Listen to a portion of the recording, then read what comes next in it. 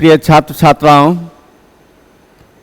Modern study centre के हिंदी प्रभाग में आप लोगों का हार्दिक स्वागत है। आज हम लोग दीर्घोत्तरीय प्रश्नों पर विचार करेंगे, यानी आज के व्याख्यान में महत्वपूर्ण दीर्घोत्तरीय प्रश्नों का जो उत्तर है उसको बताया जाएगा। और उसमें आपको जैसे पहले 2 खंडों में दिया गया है, उसी तरह यहाँ भी 2 खंडों में पहला भाग अभी आप लोगों को बता दे रहे हैं, फिर दूसरे व्याख्यान में इसका दूसरा भाग आपको बताया जाएगा। दीर्घोत्तरीय प्रश्न, दीर्घोत्तरीय प्रश्न में आप पहला प्रश्न देख रहे हैं, शिक्षा पाठ का सारांश लिखें। इसको आप दूसरे रूप में भी देख सकते हैं, शिक्षा का कार्य एवं उद्देश्य। शिक्षा पाठ के आधार पर शिक्षा का कार्य एवं उद्देश्य, या आपको दीर्घोत्तरीय में शिक्षा से संबंधित कोई भी बात आती है तो इसका पूरा सारांश आपको उतार कर रख देना है। तो शुरू करते हैं शिक्षा पाठ। शिक्षा पाठ जे कृष्णमूर्ति रचित बड़ा ही महत्वपूर्ण पाठ है, जिस पाठ में लेखक ने मौलिक रूप में शिक्षा के मूल्य को स्पष्ट करने का प्रयास किया है, शिक्षा के कार्य को स्पष्ट करने का प्रयास किया है कि सामान्य तौर पर लोग किस उद्देश्य से शिक्षा को प्राप्त कर रहे हैं और किस उद्देश्य से शिक्षा को प्राप्त करना चाहिए। तो करना चाहिए जो महत्वपूर्ण बात है उसकी ओर हम लोगों का ध्यान आकर्षित करने का प्रयास किया गया है। तो सबसे पहले ये समझिए कि शिक्षा क्या है। आप शिक्षा के संदर्भ में इस पाठ के आधार पर यह कह सकते हैं कि शिक्षा ज्ञान है, विद्या है, आपके हमारे बीच जानने का बहुत बड़ा साधन है। तो आप विद्या में, संस्कृत में विद्या के संदर्भ में एक परिभाषा पढ़े होंगे, सा विद्या विमुक्तते, अर्थात विद्या वही है जो मुक्ति प्रदान कर दे। वास्तव में शिक्षा या विद्या एक प्रकाश है, एक शक्ति है जो व्यक्ति को करणीय और अकरणीय का बोध कराकर आगे बढ़ने के लिए प्रेरित करता है।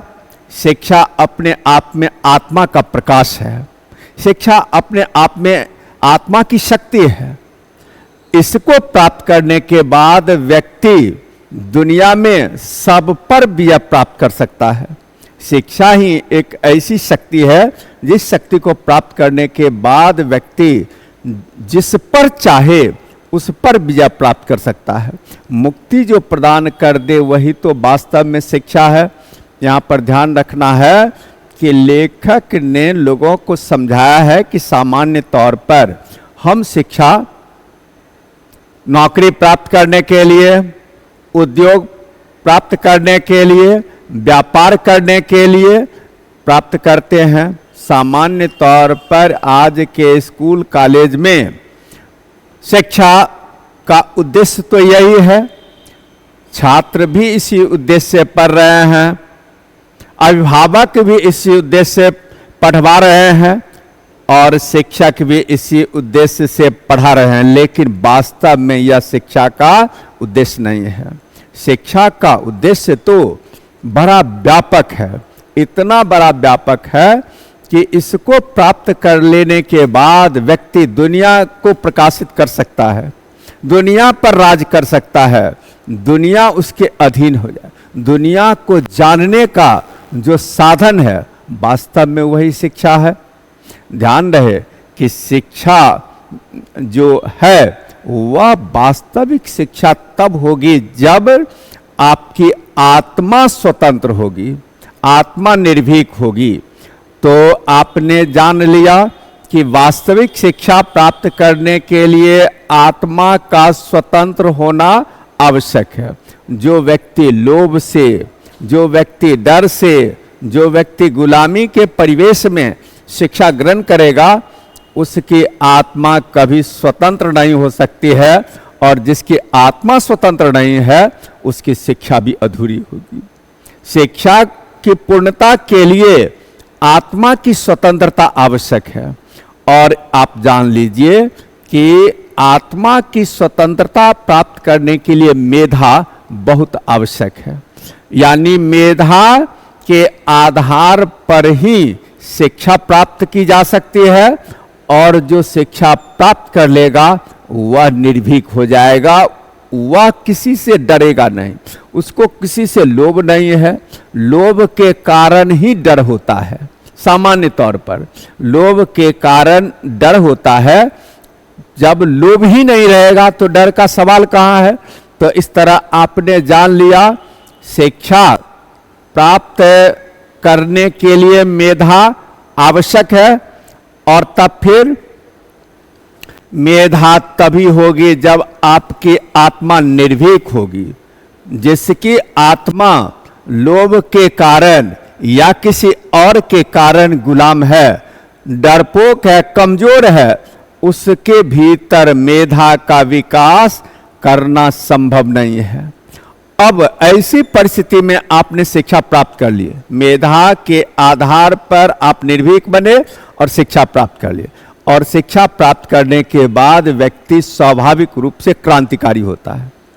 तो आपने जान लिया, सीखना, संघर्ष करना और प्रेम करना तीनों ऊपर से अलग अलग चीज है, लेकिन वास्तव में तीनों एक ही चीज है। शिक्षा से आदमी सीखता है, और सीखने के बाद उसके भीतर इस तरह की प्रतिभा का विकास होता है कि वह संघर्ष करना शुरू कर देता है। और संघर्ष करता है इसीलिए कि उसके मन में मानव प्रेम है, विश्व प्रेम है, इस कारण वह प्रेम करता है। तो इस तरह आपने जान लिया कि ये, और ऐसा व्यक्ति ही, याद रखिए, कि नूतन विश्व का निर्माण कर सकता है। जो व्यक्ति डरपोक होगा, कायर होगा, कमजोर होगा, गुलाम मानसिकता का होगा, वह व्यक्ति नूतन विश्व का निर्माण नहीं कर सकता है। शिक्षा का असली उद्देश्य है नूतन विश्व का निर्माण करना। वह एक ऐसा परिवेश तैयार कर देता है जिसमें आदमी बिल्कुल स्वतंत्र होकर महामानव का जीवन जीता है। वहां पर कहीं कोई न डर है, न भय है, न गुलामी है। एक नवीन विश्व के निर्माण, ऐसे विश्व के निर्माण जिसमें किसी को भी दैहिक, दैविक, भौतिक किसी प्रकार का कोई कष्ट नहीं होता है। सारे कष्टों से व्यक्ति ऊपर उठ जाता है। इस तरह आपने शिक्षा पाठ को देख लिया। शिक्षा पाठ का मूल उद्देश्य यही है। शिक्षा पाठ का मूल उद्देश्य है आत्मा को प्रकाशित करना, इतना प्रकाशित करना कि पूरा विश्व प्रकाशित हो जाए, पूरे विश्व में एक नवनिर्माण की स्थिति आ जाए। अभी जो आप देख रहे हैं चारों ओर घूस घोटाले की संस्कृति है, अनाचार दुराचार की संस्कृति है, यह सब संस्कृति शिक्षा के विकास के आधार पर अपने आप समाप्त होगी। जब तक हमारी शिक्षा का वास्तविक विकास नहीं होगा, तब तक हमारे समाज में ऐसी शिक्षा आती रहेगी जो व्यक्ति को प्रकाशित करने के बदले और अंधकार में डुबाती रहेगी। तो इस तरह आत्मा के प्रकाश को हम शिक्षा कहेंगे। इस तरह आपने इस पाठ को देख लिया। इस पाठ के लेखक का नाम आपने देखा, जे कृष्णमूर्ति, जेद्दू कृष्णमूर्ति, जो मूल तौर पर अपने संपूर्ण जीवन काल में वक्ता ही रहे, महामनीष, विश्व शिक्षक के रूप में माने गए, बड़े शिक्षा मनीषी माने गए हैं। इनके पाठ को हमें मंत्र के तरह जीवन में उतारने का प्रयास करना चाहिए। इस तरह आपका यह पाठ पूरा हो गया। अगले पाठ को हम देख रहे हैं अब।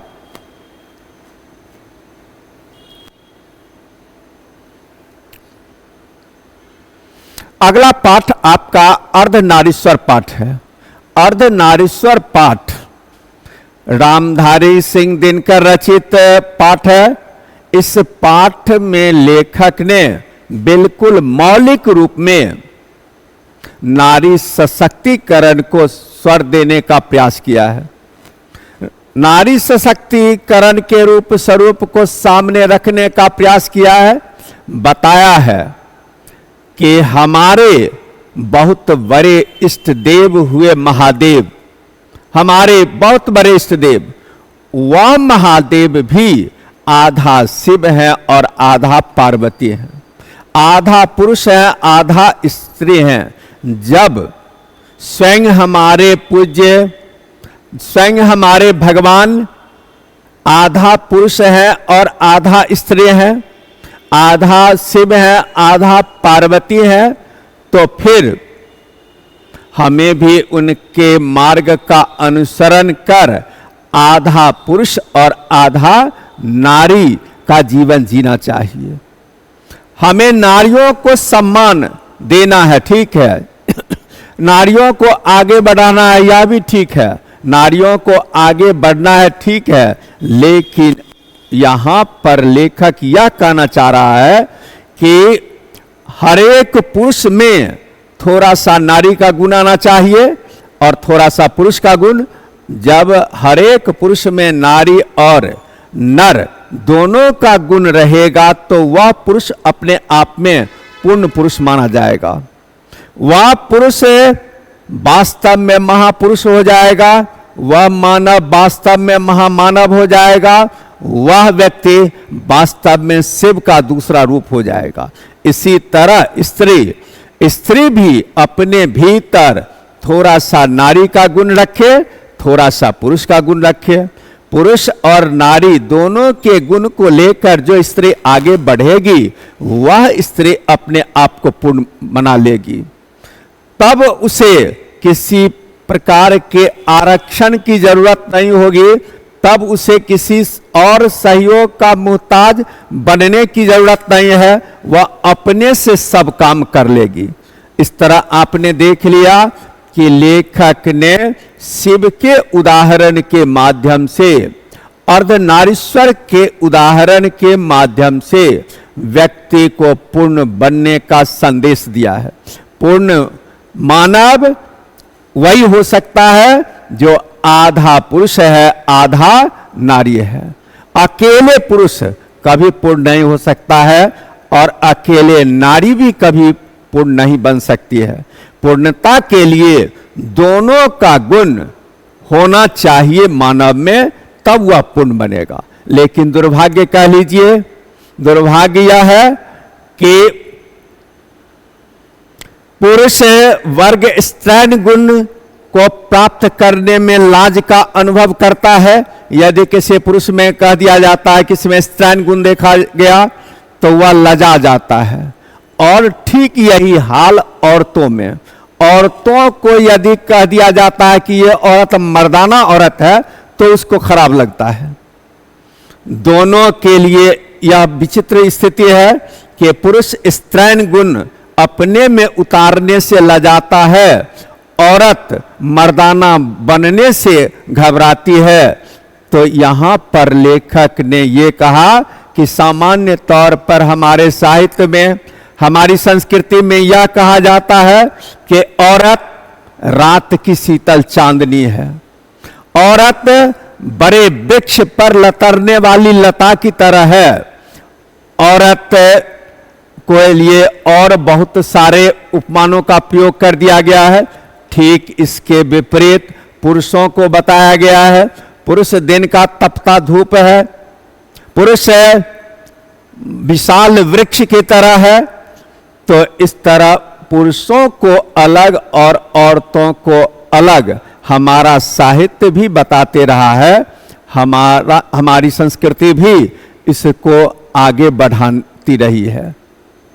यहां पर लेखक ये कहने का प्रयास कर रहा है कि यह जो अंतर आया, पुरुष अलग हो गया और स्त्रियां अलग हो गई, इसमें केवल पुरुष ही जिम्मेदार नहीं है, दोनों इसके लिए जिम्मेदार माने जाएंगे, पुरुष भी और स्त्री भी।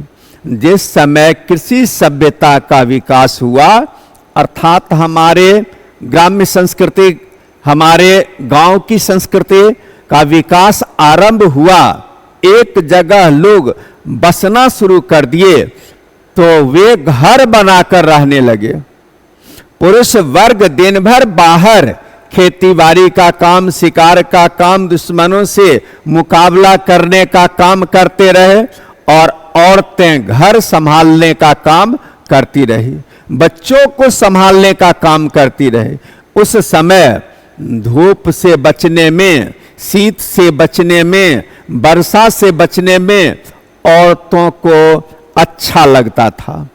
वहां पर वह सुख चैन का जीवन गुजारती थी, इसलिए घर का माहौल उसे अच्छा लगता था। पुरुषों ने नहीं कहा कि तुम घर संभालो, औरतों ने अपने पसंद से घर का क्षेत्र चुनाव किया। बाद में चलकर पुरुषों को औरतों के लिए घर में रहना अच्छा लगने लगा। घर में रहने के कारण, काम धंधा का अपना एक सीमित क्षेत्र होने के कारण धीरे धीरे औरत सुंदर भी बनने लगी और कोमल भी बनने लगी, क्योंकि अब उसे न धूप में जाने की जरूरत है, न वर्षा में भीगने की जरूरत है और न शीत में निकलने की जरूरत है। वह तो घर के परिवेश में रहना शुरू करती है। वह कोमल बनती चली गई, कोमल बनने के कारण कमजोर भी बनती गई और उस कमजोरी का फायदा पुरुष वर्ग उठाना शुरू करता है। पुरुष वर्ग इस कमजोरी का फायदा इस रूप में उठाता है कि हमारे साधु संतों ने औरत को मुक्ति के मार्ग का सबसे बड़ा बाधक कहने लगे।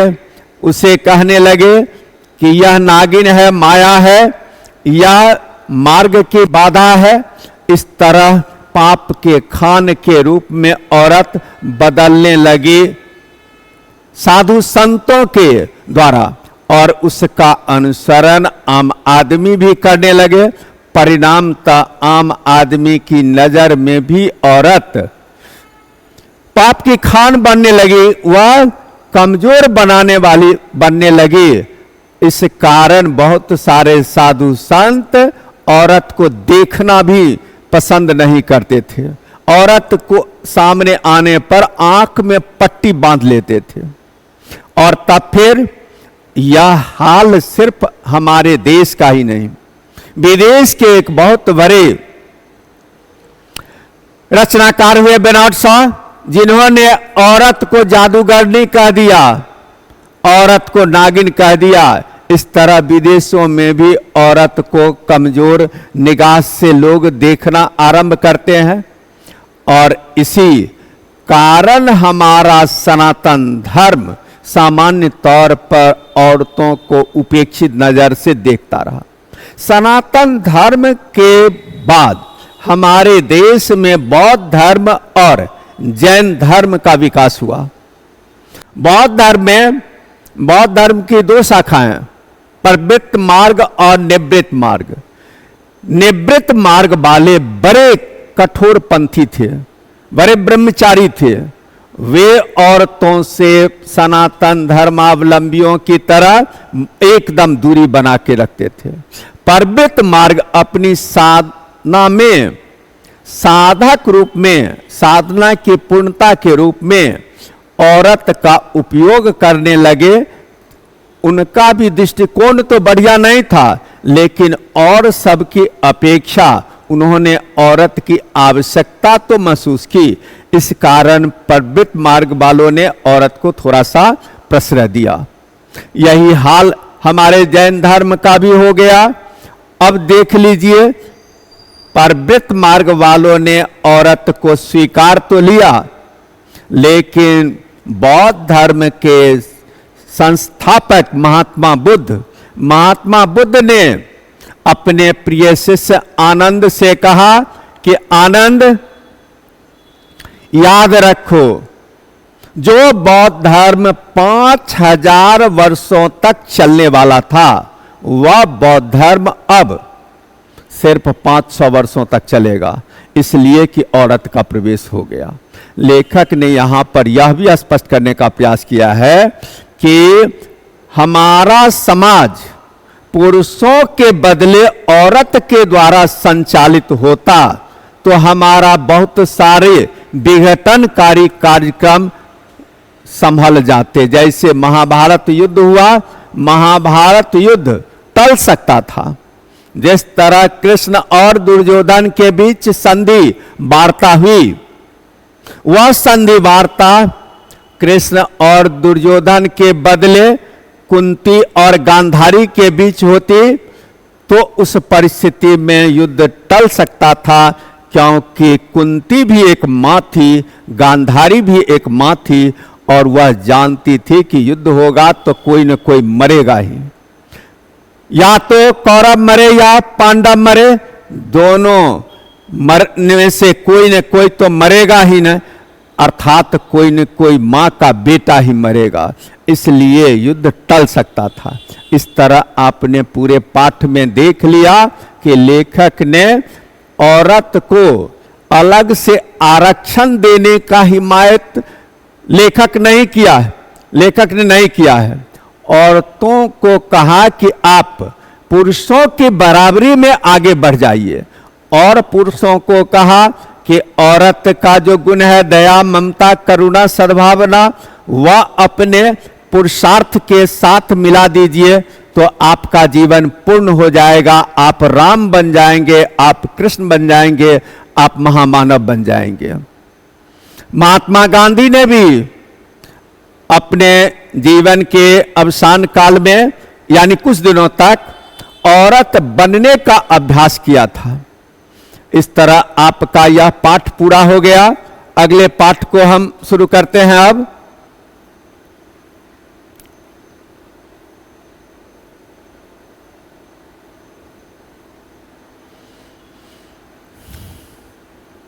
तीसरा पाठ आपका रोज कहानी है।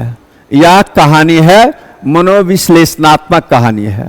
रोज पाठ कहानी है और यह किस प्रकार की कहानी? तो मनोविश्लेषणात्मक कहानी।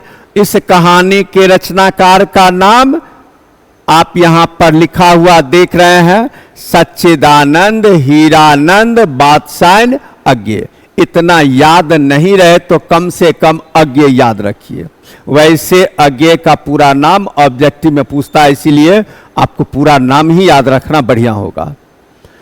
तो इस कहानी में लेखक ने मध्यम वर्गीय परिवार के जीवन की नीरसता को सामने रखने का प्रयास किया है।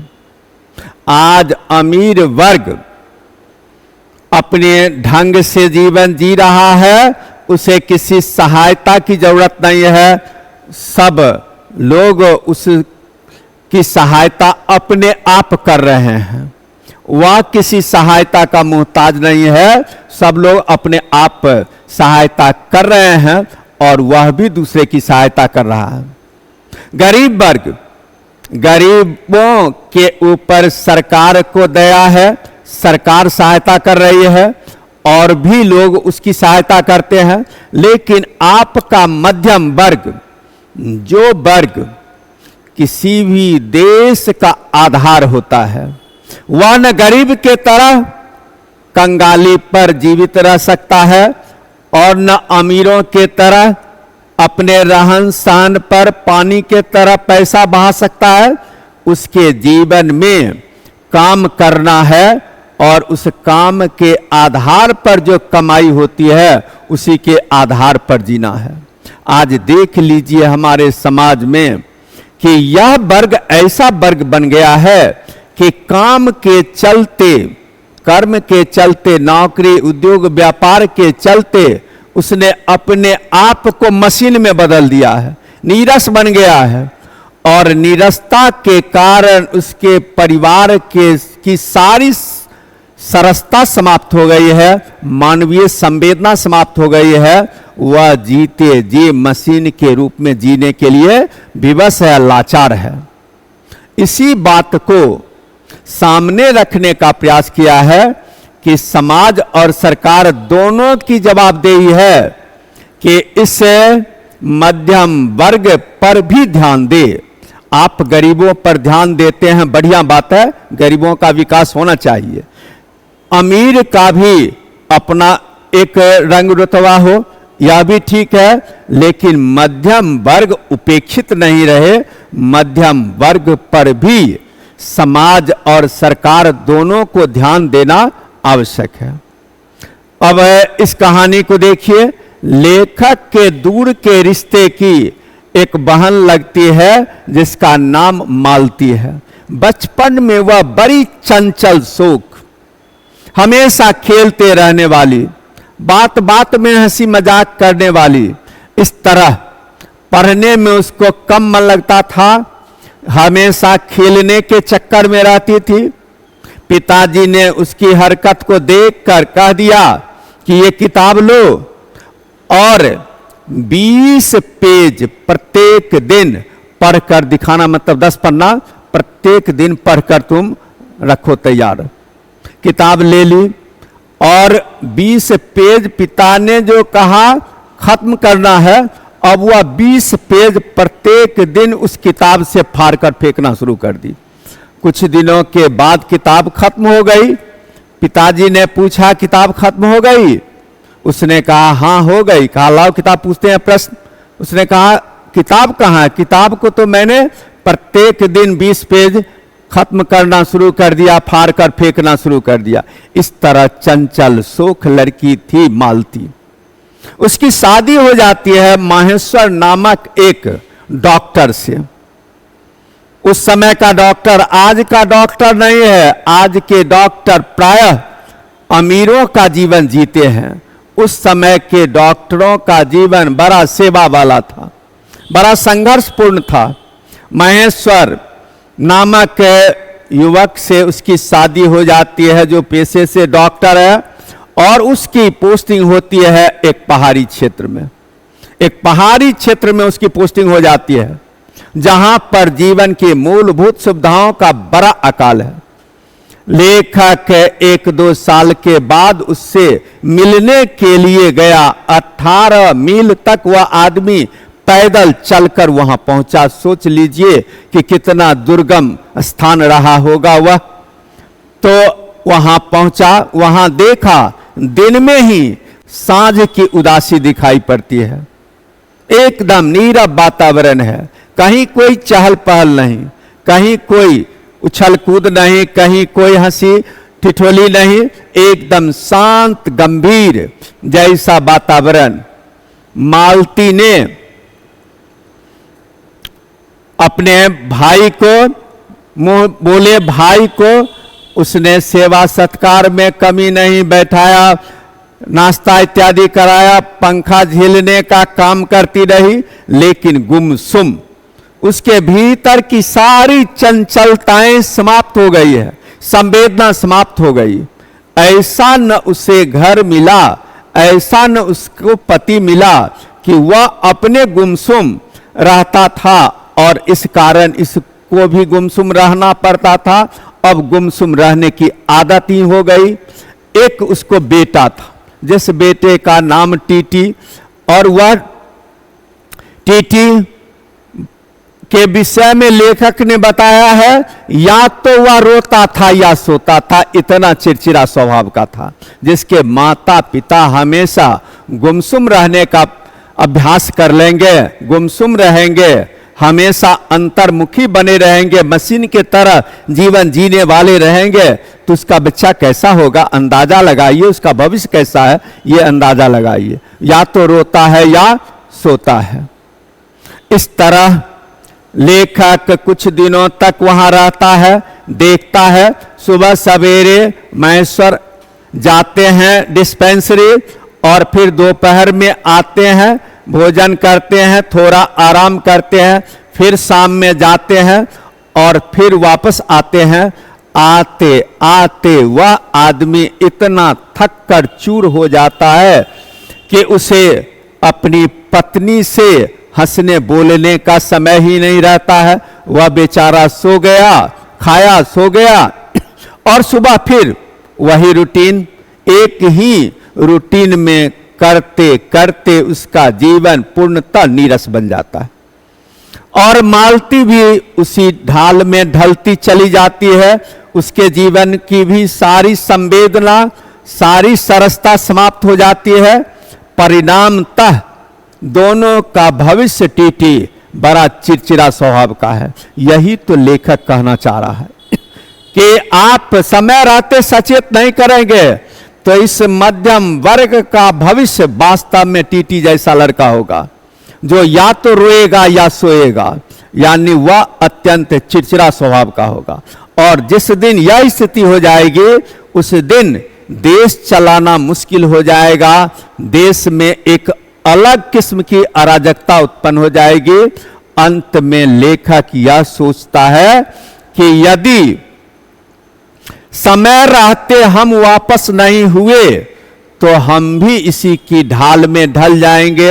हमारे भीतर की भी जो मानवीय संवेदना है वह सूख जाएगी। इसीलिए लेखक वहां से प्रस्थान करता है और तब वह आगे बढ़ जाता है। यही आपको मोटे तौर पर रोज कहानी है। अब आगे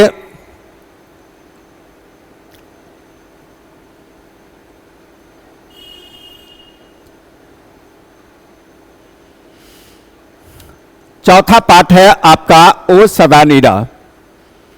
ओ सदा नीरा कहा गया है गंडक नदी को।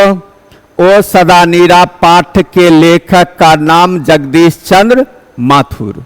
बताया है कि यह जो गंडक किनारे की संस्कृति प्रकृति है वह कोई साधारण संस्कृति प्रकृति नहीं है। महात्मा गांधी की कर्म स्थली है। केवल महात्मा गांधी की नहीं, वह हमारे ऐतिहासिक पौराणिक महापुरुषों की भी वह कर्मस्थली है। ऐसे सदा नीरा क्षेत्र में आज अनाचार है, दुराचार है, भ्रष्टाचार है, लूटमार हत्याएं हैं। यह तो बड़े कलंक की बात है। जो विश्व स्तर का क्षेत्र है वह आज अपने ही क्षेत्र में कलंकित हो रहा है। दुनिया क्या कहेगी ऐसे क्षेत्र को? इस क्षेत्र की मर्यादा बचाने की जिम्मेदारी इस क्षेत्र के निवासी की है। इस तरह लेखक ने इस क्षेत्र के लोगों को संदेश यह देने का प्रयास किया है कि देख लीजिए चंपारण का जो क्षेत्र है, सदा नीरा में मुख्य रूप से चंपारण क्षेत्र, वैसे केवल चंपारण क्षेत्र ही नहीं उसके आसपास का भी क्षेत्र कह लीजिए आप, और आगे बढ़कर कहिए पूरे उत्तर बिहार की बात लेखक बता रहा है। कहा कि यह महान क्षेत्र है। वास्तव में पौराणिक काल में यह राम और सीता का क्षेत्र, सीता की जन्मभूमि रही। इतने महान यह क्षेत्र है जो सीता की जन्मभूमि रही है। आगे बढ़ने पर आप देखेंगे कि यह क्षेत्र महात्मा बुद्ध का क्षेत्र है। महात्मा बुद्ध आज से 2500 वर्ष पहले लोगों को उपदेश इस क्षेत्र में देने जाए, अर्थात या महात्मा बुद्ध का जो अहिंसा है, करुणा है, वह का क्षेत्र है। आगे चलकर आप देखेंगे कर्नाटवंशी राजा, 12वीं शताब्दी में कर्नाटवंशी राजा हुए जो कर्नाटक के थे, घूमने के लिए इस क्षेत्र में आए और यह क्षेत्र उन्हें इतना सुंदर लगा कि वे यहां बस गए। वास्तव में इस प्रक्रिया को ही इतिहास की क्रिमियाई प्रक्रिया कहते हैं। नान्यदेव इत्यादि इसके राजा थे, बस गए। उस राजा के बसने के बाद लगभग 300 वर्षों तक उन्होंने शासन किया। इसके बाद बंगाल का शासक गयासुद्दीन का आक्रमण हुआ। वह भी इस क्षेत्र से इतना प्रभावित हुआ कि वह भी इस क्षेत्र को जीतकर यहां का राजा बन गया। तो आपने देख लिया कि किस तरह पौराणिक काल में यह सीता की जन्मभूमि रही है। यह इसके बाद फिर बुद्ध की कर्मस्थली रही और तब फिर कर्नाटवंशी राजाओं का यह केंद्र रहा। और तब फिर आपने देखा कि इस्लाम धर्म के बहुत बड़े राजा गयासुद्दीन का राज हो गया। और तब फिर आप आगे बढ़कर देखेंगे तो यहां मुगल इत्यादि का भी शासन रहा। बाद में चलकर इस क्षेत्र पर ईसाई का भी शासन हो गया, मतलब अंग्रेज का भी शासन हो गया। अंग्रेजों ने यहां पर खेती करना शुरू किया। अपनी खेती के लिए वे बाहर से मजदूर मंगाते थे, छोटा नागपुर क्षेत्र से या राजस्थान क्षेत्र से। ओराव भाषा में धांगर को भारे का मजदूर कहा जाता है। इस धांगर को भी लाया छोटा नागपुर क्षेत्र से, थारू इत्यादि को राजस्थान से लाया। ये लोग बड़े परिश्रमी थे और उतने ही अधिक कला प्रेमी थे, ईमानदार भी। इस कारण अंग्रेजों ने यहाँ के मजदूरों से काम कराने के एवज में बाहर के मजदूरों से काम कराना शुरू किया। इसी बीच उसने नील की खेती का कानून बना दिया, 3 कठिया कानून लगा दिया। किसान परेशान, उस परेशानी को दूर करने के लिए राजकुमार शुक्ल नाम के एक व्यक्ति ने गांधी जी को आमंत्रित किया। गांधी जी ने देखा कि यह अंग्रेज बात से मानने वाला नहीं है, इस अंग्रेज को कर्म से हम जवाब देंगे। यहां के लोगों के पिछड़ेपन का सबसे बड़ा कारण गरीबी है और गरीबी के कारण यहां अशिक्षा है। हम इसको शिक्षित कर देंगे। जो ही यहां का आदमी शिक्षित होगा, स्वावलंबी बन जाएगा, उसकी गरीबी दूर हो जाएगी, उसका कोई शोषण नहीं कर पाएगा। इसलिए उन्होंने यहां पर 3 आश्रम विद्यालयों की स्थापना की।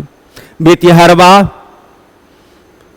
मधुबन और एक और आश्रम की उन्होंने स्थापना की। और तीनों में एक से एक बड़े विद्वान, चरित्रवान शिक्षक को उन्होंने रखा। अंग्रेज शिक्षक पर उन्हें भरोसा नहीं रहा। अंग्रेज पढ़ा तो देते थे लेकिन चरित्र से इतने गिरे थे कि ऐसे अंग्रेजों को शिक्षक कहना गलत लगता था गांधी जी को। इसीलिए उन्होंने पुंडलिक जी जैसे महापुरुष को शिक्षक बनाने का काम किया। बड़े निर्भीक थे। और तब हमारा देश आजाद हो गया। आजादी के बाद विकास का दौर शुरू हुआ और तब सरैया मन ताल जैसा हमारे नौका विहार का स्थल बन गया। ताल 2 तरह के होते हैं, एक चौर और दूसरा मन।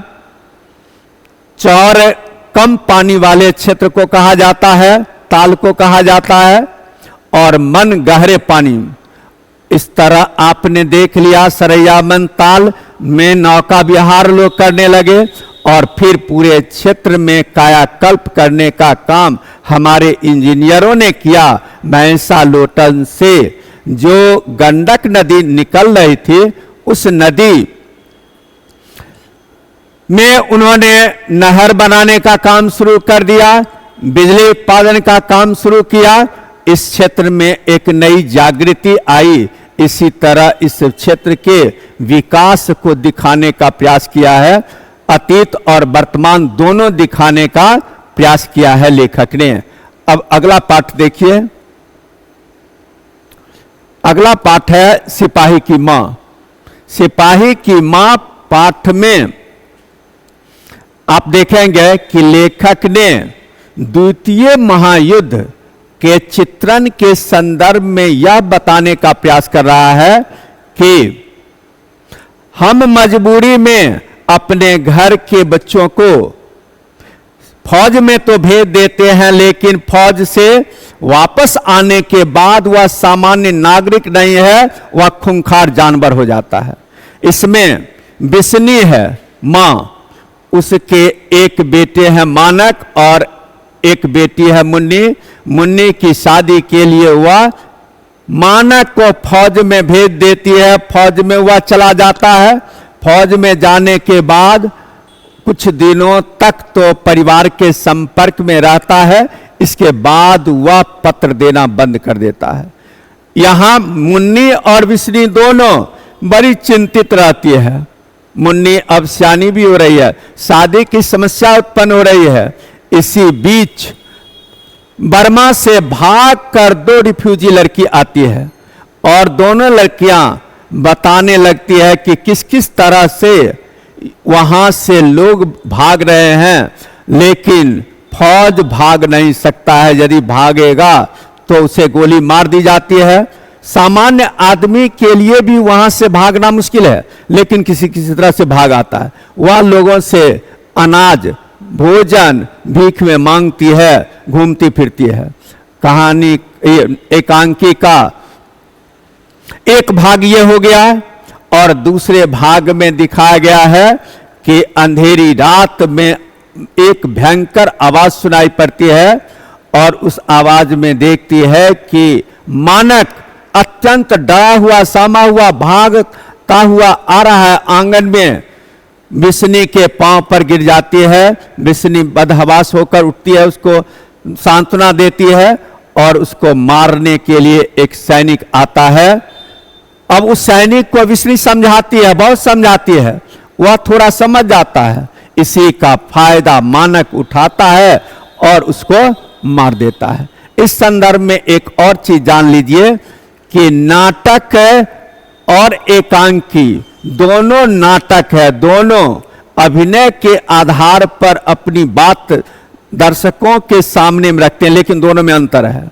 नाटक में अनेक अंक होते हैं जबकि एकांकी में एक अंक। इस तरह आपने इस पाठ को भी पूरा कर लिया। अब हम अगले पाठ में अगले व्याख्यान पर बात करेंगे। यह पाठ आपका पूरा हो गया।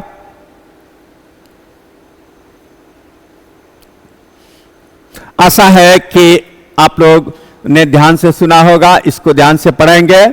दीर्घ उत्तरीय प्रश्न को आप पढ़ेंगे, प्राय पूछा जाता है, थोड़ा घुमा फिरा कर भी पूछे तो आपको यही लिख दीर्घ उत्तरीय में संबंधित पाठ का नाम देखिए और उसको उतार दीजिए, काम चलाऊ बात हो जाएगी। इस तरह आपका पाठ पूरा हो गया। धन्यवाद। हम लोग अगले पाठ में फिर मिलेंगे।